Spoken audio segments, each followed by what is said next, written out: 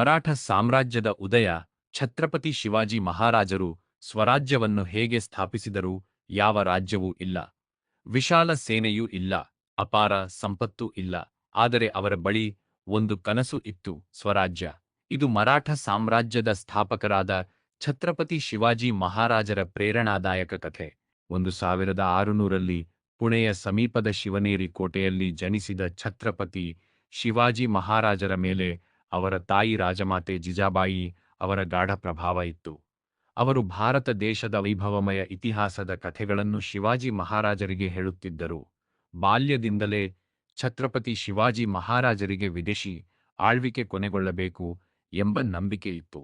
ಛತ್ರಪತಿ ಶಿವಾಜಿ ಮಹಾರಾಜರು ಕತ್ತಿ ಚಲಾವಣೆ, ಕುದುರೆ ಸವಾರಿ ಮತ್ತು ಯುದ್ಧಕಲೆಯಲ್ಲಿಯೂ ಕಠಿಣ ತರಬೇತಿ ಪಡೆದರು. ಸಹ್ಯಾದ್ರಿ ಪರ್ವತಗಳು ಅವರ ಅಭ್ಯಾಸ ಕ್ಷೇತ್ರವಾಗಿದ್ದು, ಅಲ್ಲಿ ಅವರು ತಮ್ಮ ಯುದ್ಧತಂತ್ರವನ್ನು ಮತ್ತಷ್ಟು ಮೆರೆದರು. ಕೇವಲ 16ನೇ ವಯಸ್ಸಿನಲ್ಲಿ 1646ರಲ್ಲಿ ಛತ್ರಪತಿ ಶಿವಾಜಿ ಮಹಾರಾಜರು ತೋರಣ ಕೋಟೆಯನ್ನು ವಶಪಡಿಸಿಕೊಂಡರು. ಇದು ಕೇವಲ ಸೈನಿಕ ವಿಜಯವಲ್ಲ, ಇದು ಸ್ವರಾಜ್ಯದ ಆರಂಭವಾಗಿತ್ತು. ಚತುರ ರಾಜತಂತ್ರ ಮತ್ತು ಸ್ಥಳೀಯ ಬೆಂಬಲದ ಮೂಲಕ ಛತ್ರಪತಿ ಶಿವಾಜಿ ಮಹಾರಾಜರು ರಾಜಗಢ ಮತ್ತು ಕೊಂಡಾಣ ಮುಂತಾದ ಅನೇಕ ಕೋಟೆಗಳನ್ನು ತಮ್ಮ ಅಧೀನಕ್ಕೆ ತಂದರು.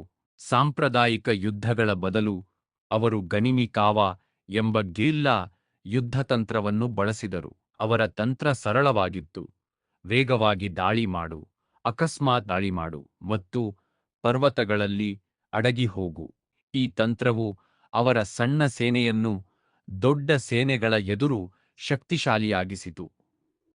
ಆದಿಲಶಾಹಿ ಸುಲ್ತಾನತವು ಛತ್ರಪತಿ ಶಿವಾಜಿ ಮಹಾರಾಜರನ್ನು ಗಂಭೀರ ಅಪಾಯವೆಂದು ಕಂಡಿತು.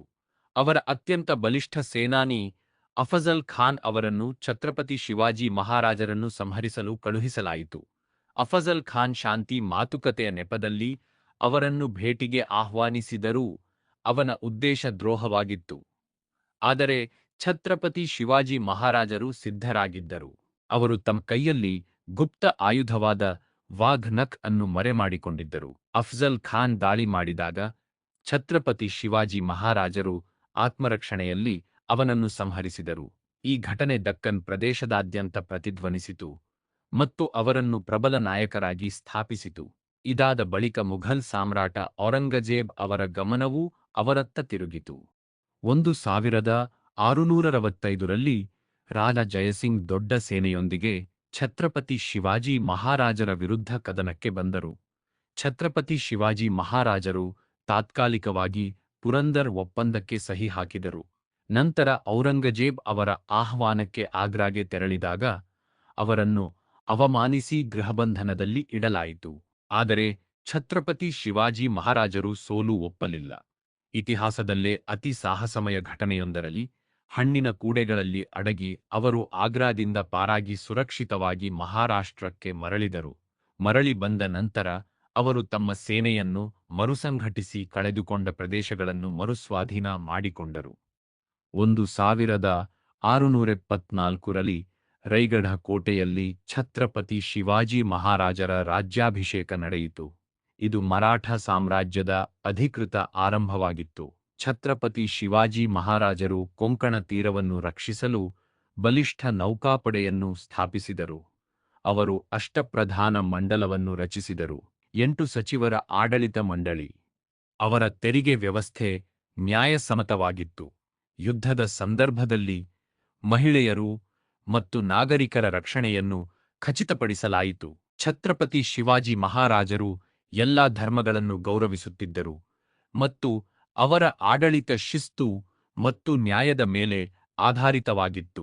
1680ರಲ್ಲಿ ಛತ್ರಪತಿ ಶಿವಾಜಿ ಮಹಾರಾಜರು ವಿಧಿವಶರಾದರು.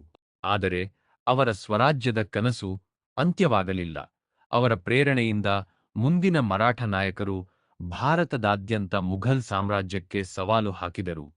ಶಿವನೇರಿ ಕೋಟೆಯ ಬಾಲಕರಿಂದ ಸ್ವರಾಜ್ಯದ ಸ್ಥಾಪಕರಾದವರೆಗೂ ಛತ್ರಪತಿ ಶಿವಾಜಿ ಮಹಾರಾಜರು ಧೈರ್ಯ ಮತ್ತು ತಂತ್ರ ಇತಿಹಾಸವನ್ನು ಬದಲಾಯಿಸಬಲ್ಲವು ಎಂದು ಸಾಬೀತುಪಡಿಸಿದರು. ಇದು ಕೇವಲ ಒಂದು ಸಾಮ್ರಾಜ್ಯದ ಉದಯವಲ್ಲ, ಇದು ಸ್ವಶಾಸನದ ಆರಂಭವಾಗಿತ್ತು.